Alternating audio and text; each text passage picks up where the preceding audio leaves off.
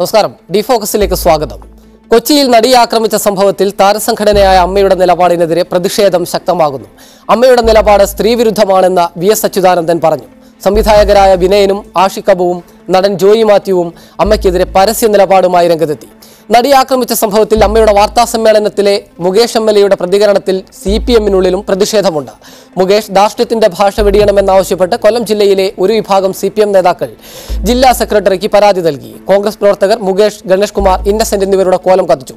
ഈ വിഷയമാണ് ഇന്ന് ഡിഫോക്കസ് വിശദമായി പരിശോധിക്കുന്നത്. MA നിഷാദ്, ജോളി ചെറിയത്ത് എന്നിവർ ഡിഫോക്കസിൽ ഈ ചർച്ചയിൽ പങ്കെടുക്കും. അതിഥികളിലേക്ക് വരും മുമ്പേ ആ റിപ്പോർട്ടിലേക്ക്. ചലച്ചിത്ര മേഖലയിലെ പുരുഷമേധാവിത്വത്തെ സൂചിപ്പിച്ചാണ് PK ശ്രീമതി MPയും MA ബേബിയും ഫേസ്ബുക്കിൽ കുറിച്ചത്. വനിതാ കൂട്ടായ്മയിൽ ഇരുവരും പ്രതീക്ഷയർപ്പിക്കുകയും ചെയ്യുന്നു. മന്ത്രി G സുധാകരനും അമ്മയുടെ നിലപാടിനെ വിമർശിച്ച് രംഗത്തെത്തി. അതല്ല, സിനിമാ ലോകത്തിനകത്ത് കിടക്കുന്ന ഉള്ളുകളികൾ ചിലതൊക്കെ ഇപ്പോൾ മനസ്സിലായല്ലോ. അതിനെപ്പറ്റി വിശദമായിട്ട് നിങ്ങൾ റിപ്പോർട്ട് തയ്യാറാക്കി എഴുതുക. അതിനൊക്കെ സംരക്ഷിച്ചവരൊക്കെ തന്നെയാണ് ഈ പറയുന്ന പല മാന്യന്മാരും. ഏതാനകത്തുള്ള ഇടതുപക്ഷ ജനപ്രതിനിധികൾ കൂടിയായ ഇന്നസെന്റ്, മുകേഷ്, ഗണേഷ് കുമാർ എന്നിവരുടെ നടപടികൾക്കെതിരെയും വലിയ തോതിൽ വിമർശമുയരുന്നു. സംഭവത്തിൽ മുഖ്യമന്ത്രി നിലപാട് വ്യക്തമാക്കണമെന്ന് PT തോമസ് MLAയും ആവശ്യപ്പെട്ടു. യോഗത്തിനെത്തിയ എല്ലാവരും നടിക്കൊപ്പം നിൽക്കുന്ന സമീപനമാണ് കൈക്കൊണ്ടതെന്ന് സിനിമയിലെ വനിതാ സംഘടന പറയുന്നു. വാർത്താസമ്മേളനത്തിൽ ഭാരവാഹികൾ കൈക്കൊണ്ട നിലപാടിൽ ആശങ്കയില്ലെന്നും വിമൻ ഇൻ സിനിമ കലക്ടീവ് ഫേസ്ബുക്കിൽ കുറിച്ചു. ഇരയായ നടിയോട് ഐക്യദാർഢ്യം പ്രഖ്യാപിച്ച് ജനറൽ ബോഡി യോഗത്തിൽ പ്രമേയം പോലും പാസാക്കാൻ കഴിയാത്തത് ഖേദകരമാണെന്ന് സംവിധായകൻ വിനയൻ കുറ്റപ്പെടുത്തി. സിനിമാ സംഘടനകളിൽ പേരിന് പോലും ജനാധിപത്യമില്ലെന്ന് ആഷിഖ് അബു പ്രതികരിച്ചപ്പോൾ അഭിനയം തൊഴിലാക്കിയവരുടെ സംഘടനയാണ് അമ്മ എന്നാണ് നടൻ ജോയ് മാത്യു ഫേസ്ബുക്കിൽ കുറിച്ചത്. വിവിധ ബ്യൂറോകൾക്കൊപ്പം ന്യൂസ് ഡെസ്ക് മീഡിയ 1.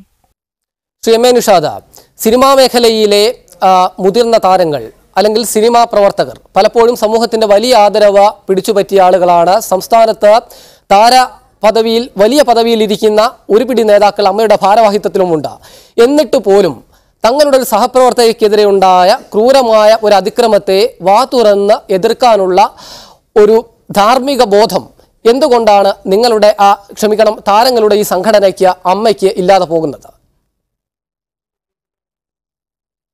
അത് യഥാർത്ഥത്തിൽ നമ്മൾ ഈ ചോദ്യം ചോദിക്കേണ്ട അമ്മയുടെ മെമ്പർമാരോടാണ്. ഞാൻ അമ്മയിൽ അംഗമല്ല, ഞാൻ FEFCAയിലും പ്രൊഡ്യൂസേഴ്സ് അസോസിയേഷനിലുള്ള ഒരാളാണ്. പക്ഷേ ഇത്തരം വിഷയങ്ങൾ പൊതുസമൂഹത്തിൽ ഏതെങ്കിലും തരത്തിൽ ഒരു സംശയം ഉണ്ടാക്കിയിട്ടുണ്ടെങ്കിൽ തീർച്ചയായും അതൊക്കെ ചർച്ച ചെയ്യേണ്ട വിഷയമാണ്. കുറച്ചും കൂടി സമചിത്തതയോടുകൂടി ഈ കാര്യങ്ങൾ കൈകാര്യം ചെയ്യണമായിരുന്നു എന്നൊരു അഭിപ്രായം എനിക്കുണ്ട്. പിന്നെ അമ്മ എന്ന് പറയുന്നത് ഒരു വെൽഫെയർ ഇതാണ്, അതൊരു പൊളിറ്റിക്കൽ സംഘടനയല്ല. അത് പിന്നെ താരങ്ങളുടെ വെൽഫെയറിന് വേണ്ടി അവരെ രൂപപ്പെടുത്തിയ ഒരു സംഘടനയാണ്. അപ്പോൾ ആ സംഘടനയിൽ എന്ത് ചർച്ച ചെയ്യണം എന്നുള്ള ഒരു അവകാശം അവർക്കില്ലേ? ഇപ്പോൾ ജനറൽ ബോഡിയിൽ വരുന്ന എല്ലാ താരങ്ങൾക്കും അവർക്ക് പറയാനുള്ള കാര്യങ്ങൾ തീർച്ചയായിട്ടും ജനറൽ ബോഡിയിൽ സംസാരിക്കാം. ജനാധിപത്യപരമായ രീതിയിൽ തന്നെ ആയിരിക്കണം കാര്യങ്ങൾ പോകുന്നതെന്നുള്ളൊരു ബോധം, പൊതുബോധം ഞങ്ങൾക്ക് എല്ലാവർക്കും ഉണ്ട്. FEFCAയിലും അസോസിയേഷനിലും പ്രൊഡ്യൂസേഴ്സ് അസോസിയേഷനിലൊക്കെ അങ്ങനെയൊക്കെ തന്നെയാണ്. അമ്മയിൽ എങ്ങനെയാണെന്ന് എനിക്കറിയില്ല. പക്ഷേ എന്നിരുന്നാൽ പോലും അവിടെ ഇപ്പോൾ സ്ത്രീകളുടെ കൂട്ടായ്മ, അവരുടെ ഒരു സംഘടന ഉണ്ട്. അവർ തന്നെ പറയുന്നു അവർക്ക് എല്ലാവിധ ഉറപ്പും കിട്ടി, അവർ വളരെ ഹാപ്പിയാണ്.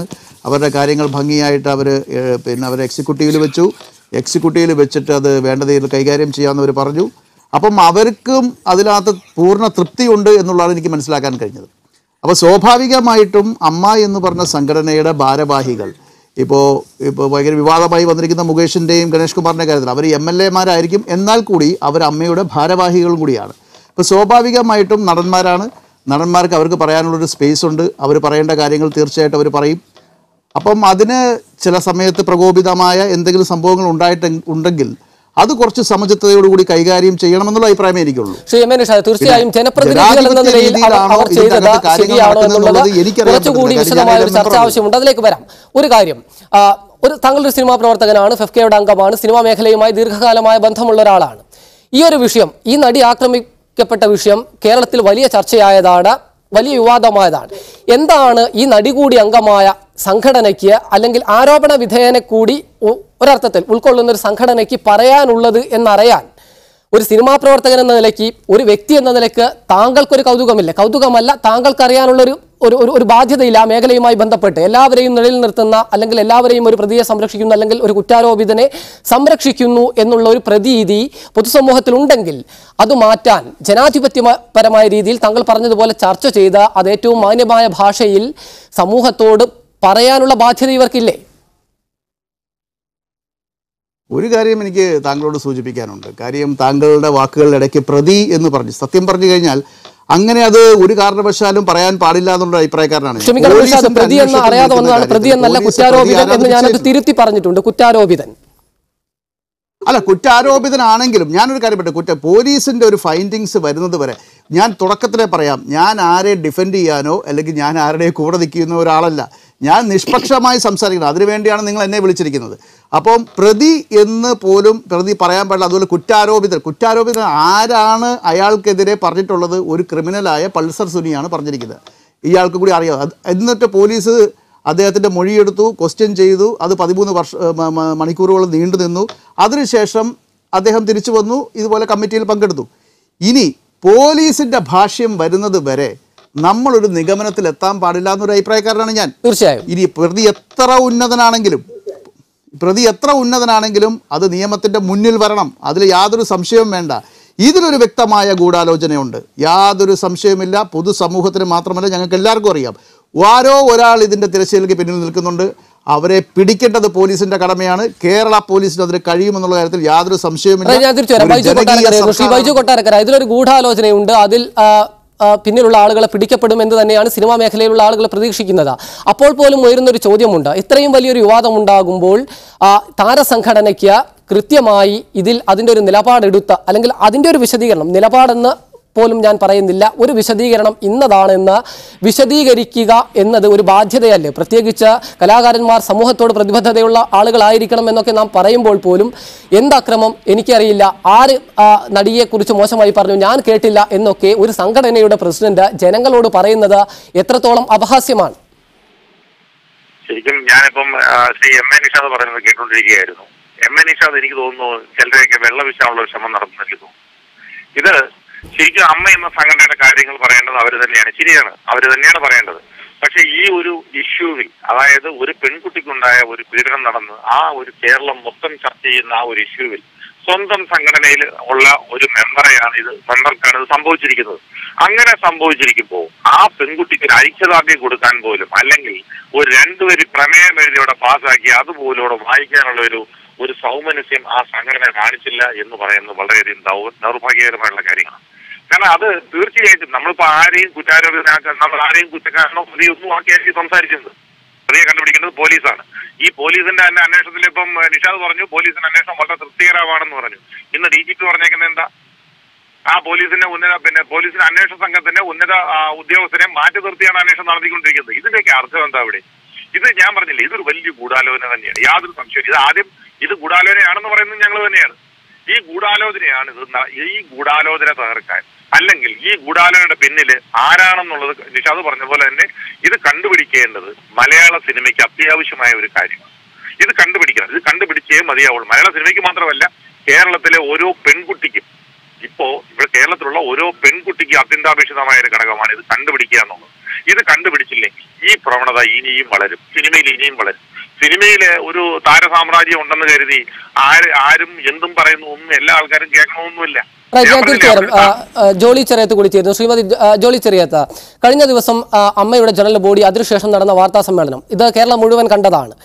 സ്വാഭാവികമായും ജനങ്ങൾക്കറിയാനുള്ള ചില കാര്യങ്ങൾ മാധ്യമപ്രവർത്തകർ ചോദിക്കുമ്പോൾ വളരെ അസഹിഷ്ണുതയോടുകൂടി താരസംഘടനയുടെ നേതൃത്വത്തിലുള്ള ജനപ്രതിനിധികളായ 2 പേർ ഗണേഷ് കുമാറും മുകേഷും മോശമായി പ്രതികരിക്കുന്നു, വളരെ മോശമായി പ്രതികരിക്കുന്നു.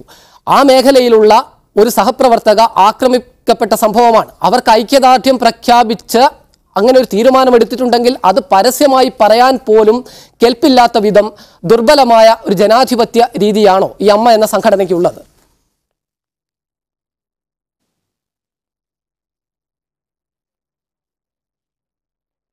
ജോളി ചെറിയത്ത്.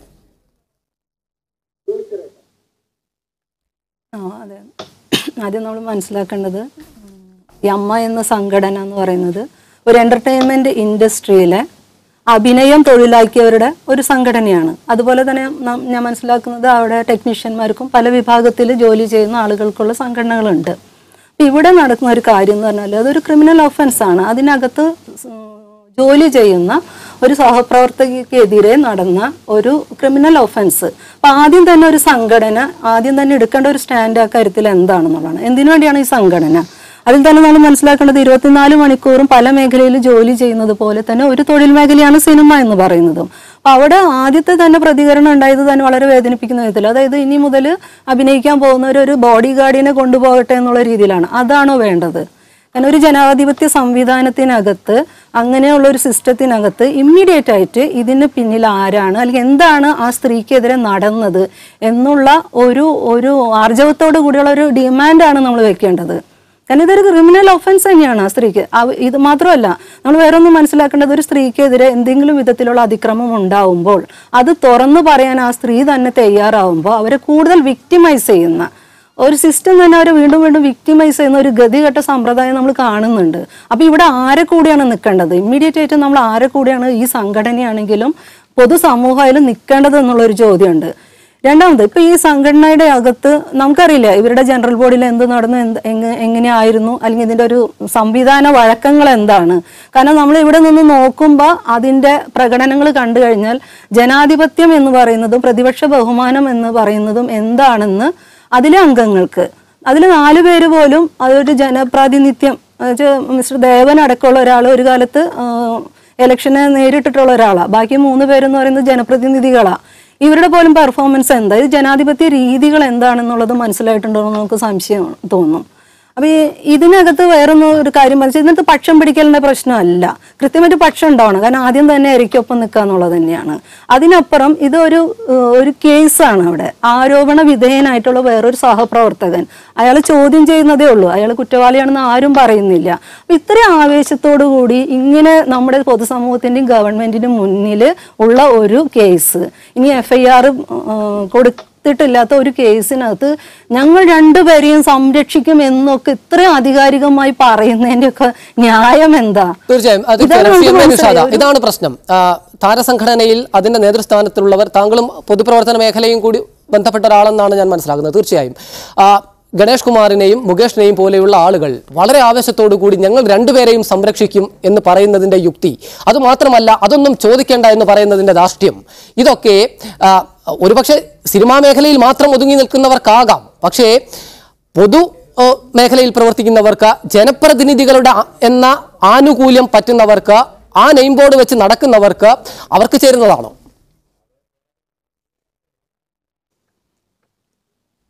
ഞാൻ ആദ്യമേ ഇതിന് മറുപടി പറയുന്നതിന് മുമ്പ് ശ്രീ ബൈജു കൊട്ടാരക്കരയോട് ഒരു കാര്യം പറയട്ടെ. ഞാൻ ആരെയും വെള്ളം പൂശാനൊന്നും നിന്നിട്ടില്ല. എൻ്റെ സ്റ്റാൻഡ് വളരെ വ്യക്തമാണ്. പിന്നെ ബൈജു കൊട്ടാരക്കര ആഗ്രഹിക്കുന്നത് പോലെ അഭിപ്രായം പറയാൻ എന്നെ കിട്ടത്തില്ല. ബൈജുവിൻ്റെ അഭിപ്രായമുണ്ട്, എനിക്ക് എൻ്റെ അഭിപ്രായമുണ്ട്.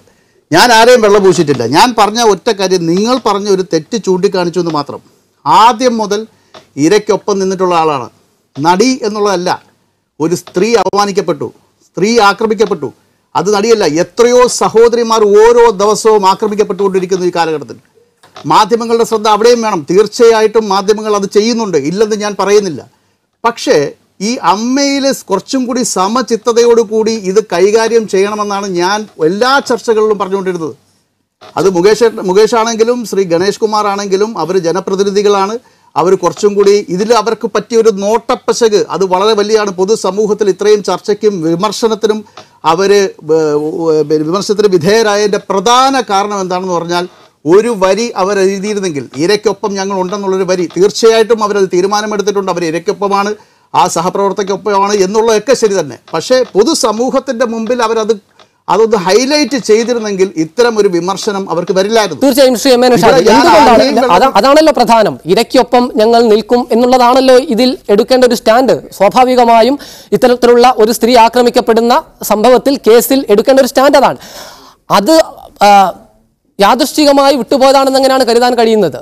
അതാണല്ലോ പ്രധാനമായും ചെയ്യേണ്ടത്. അത് ചേർക്കണം, അത് പറയണം. യാദൃശ്ചികമായി വിട്ടുപോയതാണ്. അതൊരു വീഴ്ച തന്നെയാണെന്നാണ് ഞാൻ പറഞ്ഞത്. അതൊരു കേവലം വീഴ്ചയാണോ എന്നാണ് എന്റെ ചോദ്യം. അത് ബോധപൂർവമായ വീഴ്ചയല്ലേ? പ്രധാനപ്പെട്ട ഒരു കാര്യം എങ്ങനെയാണ് വിട്ടുപോകുന്നത്? ഒരു വീഴ്ച തന്നെയാണ്.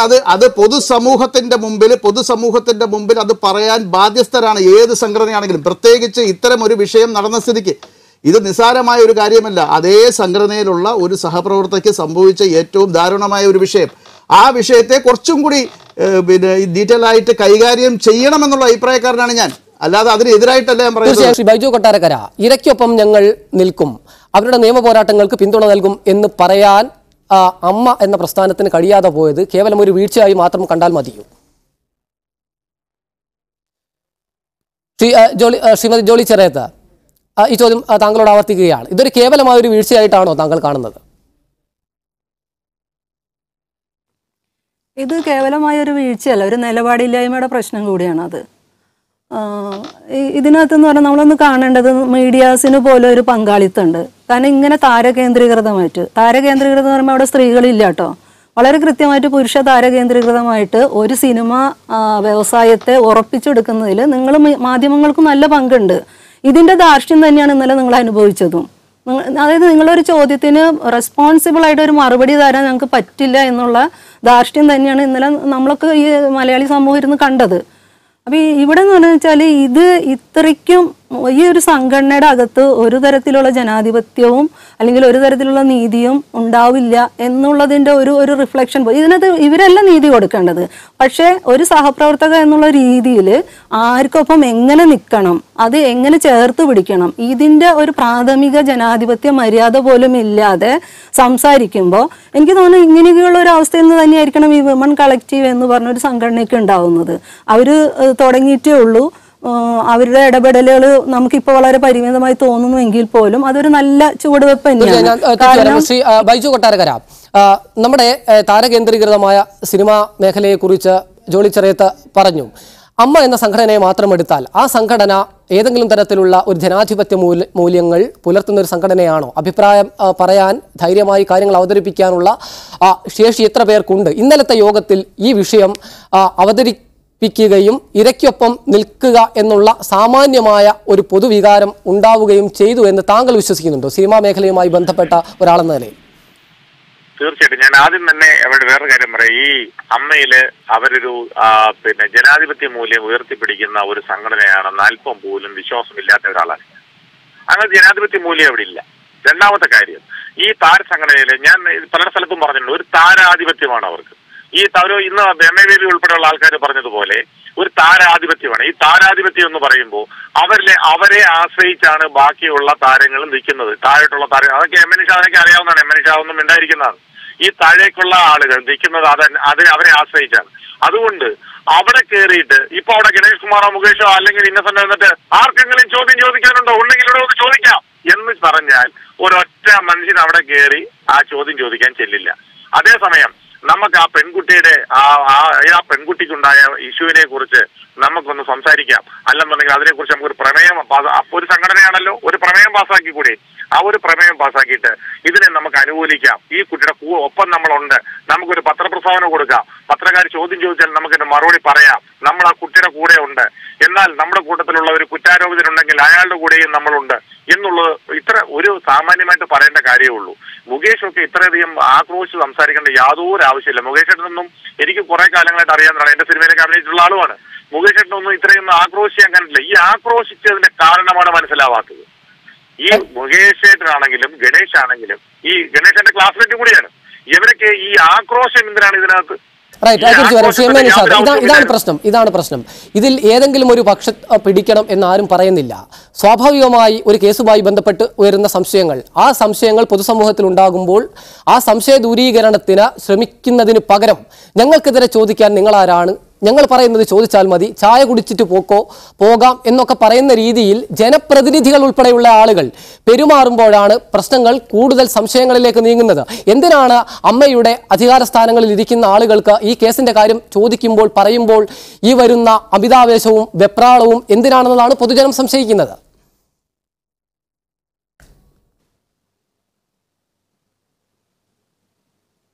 MA നിഷാദ്, അല്ല, തീർച്ചയായിട്ടും പൊതുസമൂഹത്തിന് അങ്ങനെ ഒരു സംശയം തോന്നുന്നതിൽ അവരെ കുറ്റം പറഞ്ഞിട്ട് കാര്യമില്ല. കാരണം മാധ്യമങ്ങൾ എന്ന് പറയുന്നത് സമൂഹത്തിന് അറിയപ്പെടേണ്ട കാര്യങ്ങൾ അറിയിക്കേണ്ടവർ തന്നെയാണ്. മാധ്യമങ്ങളെ കൈകാര്യം ചെയ്യാൻ കഴിയാത്തത് ഒരു വീഴ്ച തന്നെയാണ്. എന്നെ സംബന്ധിച്ചിടത്തോളം ഞാൻ കാണുന്നത് ഇവിടെ ഈ PR-ലെ ഈ അമ്മയുടെ സംഘടനയിലുള്ള പലർക്കും നല്ല അഭിനേതാക്കളാണെങ്കിലും മാധ്യമങ്ങളെ കൈകാര്യം ചെയ്യാൻ ആകെ മമ്മൂക്കാക്കും പൃഥ്വിരാജിനും അതുപോലെ കുറച്ച് പേർക്ക് മാത്രമേ ഉള്ളൂ ആ കഴിവെന്നാണ് ഞാൻ വിശ്വസിക്കുന്നത്. പക്ഷെ എന്താണ് ഇന്നലെ ഇങ്ങനെ അവരെ പ്രകോപിതരാക്കിയെന്ന് എനിക്കും മനസ്സിലായിട്ടില്ല. പിന്നെ അമ്മയിൽ ജനാധിപത്യമുണ്ടോ ഇല്ലയോ എന്ന് അറിയാനും ഞാൻ അമ്മയിലെ മെമ്പറല്ല. ഞാൻ മെമ്പറായിട്ടുള്ള ഫെഫ്കയിലും അതുപോലെ തന്നെ ബാക്കി സംഘടനകളിലും അസോസിയേഷനിലും പ്രൊഡ്യൂസേഴ്സ് അസോസിയേഷനിലും ഒക്കെ ജനാധിപത്യ രീതിയിൽ തന്നെയാണ് കാര്യങ്ങൾ പോകുന്നത്. എനിക്കതേ പറയാൻ പറ്റത്തുള്ളൂ. അമ്മയിൽ ജനാധിപത്യമുണ്ടോ ഇല്ലയോ എന്നുള്ളത് അമ്മയിൽ വർക്ക് ചെയ്യുന്ന അല്ലെങ്കിൽ അമ്മയിലെ മെമ്പർമാരോടാണ് ചോദിക്കേണ്ടത്. താങ്കൾ പറഞ്ഞതുപോലെ ഈ മാധ്യമങ്ങളെ കൈകാര്യം ചെയ്യുന്നതിലുള്ള ധാരണ പിശക് മാത്രമാണോ, അതല്ല ചോദ്യങ്ങൾ കേട്ട് ശീലമില്ലാത്തതിന്റെ പ്രശ്നമാണോ? അത് ഏത് വേണമെങ്കിലും നിങ്ങൾക്ക് വ്യാഖ്യാനിക്കാം. ഞാനൊരു വ്യാഖ്യാനത്തിൽ വരുന്നില്ല. പക്ഷേ സ്വാഭാവികമായിട്ടും തീർച്ചയായിട്ടും മാധ്യമങ്ങളുമായിട്ട് ഇൻട്രാക്ട് ചെയ്യേണ്ടത് മാധ്യമങ്ങളാണല്ലോ. പിന്നെ മിഡിൽ മാൻ പൊതുസമൂഹവും നമ്മളുമായിട്ടുള്ളത്, അല്ലെങ്കിൽ ഏതെങ്കിലും ഒരു വിഷയമായിട്ട് ഇപ്പോൾ രാഷ്ട്രീയമാണെങ്കിലും അത് ഏത് വിഷയമാണെങ്കിലും പൊതുസമൂഹത്തിലേക്ക് എത്തിക്കുന്നത് പൊതുസമൂഹത്തിൻ്റെ കണ്ണാടിയാണ് മാധ്യമങ്ങൾ എന്നുള്ളത്. അപ്പോൾ മാധ്യമങ്ങൾ ചോദിക്കുന്ന ചോദ്യങ്ങളിൽ അസഹിഷ്ണുത പാടില്ല എന്നുള്ള അഭിപ്രായക്കാരനാണ് ഞാൻ. അത് വളരെ മനോഹരമായിട്ട് തന്നെ അത് ഡീൽ ചെയ്യാവുന്ന കാര്യങ്ങളേ ഉള്ളായിരുന്നു. പക്ഷേ ഒരു കാര്യം നമ്മൾ മനസ്സിലാക്കേണ്ടത്, ഈ വീഴ്ച ഈ പറഞ്ഞ ഞാൻ ഒരു വീഴ്ച എന്ന് തന്നെ എനിക്ക് പറയേണ്ടിയിരിക്കുന്നു. കാര്യം നിലപാടിൻ്റെ വ്യത്യാസങ്ങളൊക്കെ ഉണ്ടാവാം, എതിരഭിപ്രായം ഉള്ളവരുണ്ടാവാം.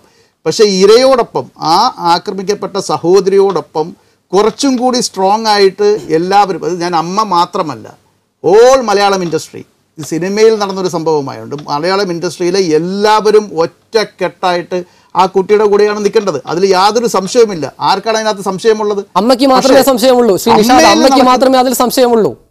മറ്റാർക്കും സംശയമില്ല. പൊതുസമൂഹത്തിന് സംശയമില്ല, മാധ്യമങ്ങൾക്ക് സംശയമില്ല, രാഷ്ട്രീയ നേതാക്കൾക്ക് സംശയമില്ല.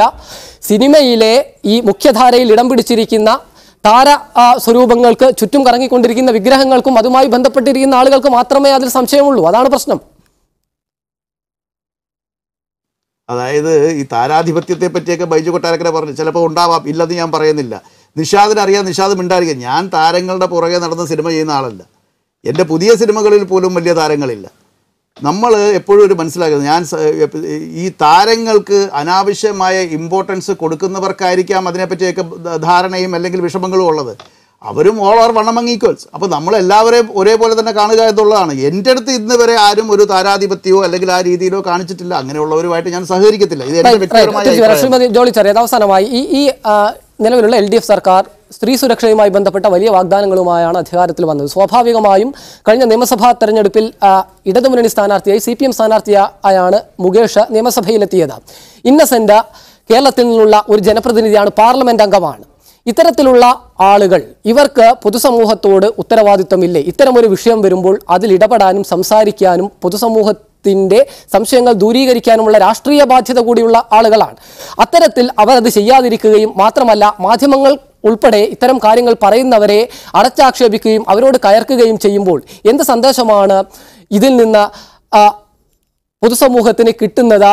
രാഷ്ട്രീയമായി ഇവരെ നിയമസഭകളിലേക്ക് എത്തിച്ച എന്നതിൽ വലിയ തെറ്റ് തന്നെ ഒരു പക്ഷേ കേരളീയ സമൂഹത്തിന് വന്നിട്ടില്ലേ? അങ്ങനെ പറയാൻ പറ്റുമോ? കാര്യം തീർച്ചയായും അവർ കുറച്ചും കൂടി സമയത്തോടുകൂടി കൈകാര്യം ചെയ്യണമായിരുന്നു. കാര്യം ഗണേഷ് കുമാറൊക്കെ കേരളം കണ്ടതിൽ ഏറ്റവും നല്ല മന്ത്രിയും ഏറ്റവും നല്ല സാമാജികനുമാണ്. മുകേഷും അതുപോലെ തന്നെ കാര്യങ്ങൾ ചെയ്യുന്നുണ്ട്. ശ്രീമതി ജോളി ചെറിയത്ത്, താങ്കളുടെ അഭിപ്രായം എന്താണ്? ഇല്ല, ഇത് നോക്കും, നമ്മളിപ്പോഴൊന്നും ഇരിഞ്ഞു കളിക്കുന്നതേ. ഇത് ഒന്ന് മനസ്സിലാക്കേണ്ടത്, ഈ സിനിമ ഇൻഡസ്ട്രി എന്ന് പറയുന്നത് കുറച്ച് വ്യക്തികൾ മാത്രമൊന്നുമല്ല. അതേസമയം ഇതിനകത്ത് വളരെയധികം മൂലധനത്തിൻ്റെ ഭയങ്കര കളികളുള്ള ഒരു ഇൻഡസ്ട്രി തന്നെയാണത്. അപ്പോൾ ഇതിൻ്റെ താല്പര്യങ്ങൾ, അതിൻ്റെ പുറകിലുള്ള ചരടുവലികളൊക്കെ നമുക്ക് ഒരു പ്രേക്ഷകനെ സംബന്ധിച്ച് അതൊന്നും അറിയേണ്ട കാര്യമില്ല. അതേസമയം ഒരു സിനിമ സംഘടന എന്ന് പറയുന്നത് അതിൻ്റെ ജനാധിപത്യ രീതികൾ ഇതൊക്കെയാണെങ്കിൽ ഏറ്റവും കൂടുതൽ ഒരു ഡേഞ്ചർ സോണിൽ നിൽക്കുന്ന, പ്രത്യേകിച്ചും ഏത് മേഖലയിലും സ്ത്രീകൾ ഭയങ്കര അരക്ഷിതാവസ്ഥയില്ല. ഇവിടെ നമ്മൾ മനസ്സിലാക്കേണ്ടത് ഒരു അസംഘടിത തൊഴിൽ മേഖലയും കൂടിയാണ്. ഇങ്ങനെയാണ് ഒരു സെലിബ്രിറ്റി ആയിട്ടുള്ള ഒരു സ്ത്രീക്ക് വേണ്ടിയുള്ള ഒരു നിലപാട് എങ്കിൽ പോലും അങ്ങനെയാണെങ്കിൽ ഇതിനകത്ത് എത്രമാത്രം അരക്ഷിതാവസ്ഥയിലായിരിക്കും, എത്രമാത്രം അസ്വസ്ഥരായിട്ടായിരിക്കും അതിനകത്ത് സ്ത്രീ ജനങ്ങൾ അല്ലെങ്കിൽ സ്ത്രീകൾ കടന്നു പോകുന്നത് എന്നുള്ളൊരു വേറൊരു വലിയ ചോദ്യമുണ്ട്. തീർച്ചയായും അത്തരത്തിലുള്ള അരക്ഷിതാവസ്ഥയ്ക്കെതിരായ ശക്തമായ പ്രതിഷേധവും പ്രതികരണങ്ങളും സിനിമാ മേഖലയ്ക്കുള്ളിൽ നിന്നും അതിന് പുറത്തു നിന്നും പൊതുസമൂഹത്തിൽ നിന്നും മാധ്യമങ്ങളിൽ നിന്നും തുടർ ദിവസങ്ങളിലും ഉണ്ടാകുമെന്ന് തന്നെ പ്രതീക്ഷിക്കാം. ശ്രീമതി ജോളി ചിറയത്ത്, ഒപ്പം MA നിഷാദ്, ബൈജു കൊട്ടാരക്കര ഈ ചർച്ചയിൽ പങ്കെടുത്തതിന് വളരെ നന്ദി. ഡിഫോക്കസ് ഇവിടെ അവസാനിക്കുകയാണ്. നാളെ മറ്റൊരു വിഷയവുമായി വീണ്ടും കാണാം. ഇനി ഷോമോളിൽ സെഫിൻ സാലിയാർ ചേരും. നമസ്കാരം.